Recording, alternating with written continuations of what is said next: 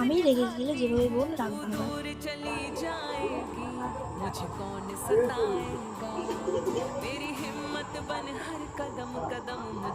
নিব না, আমি থাকবো, আমি দেখাচ্ছি আমার সাথে এরকম করে।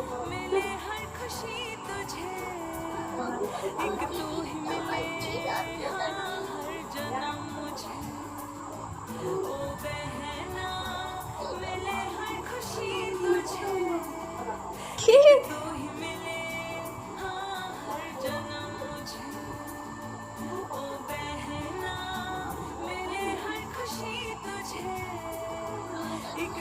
তোমরাই দেখো কেমন একটা কিউট ফেস করে আমাকে মানাচ্ছে, তো এইভাবে কীভাবে রেগে থাকবো আমি ওর উপর।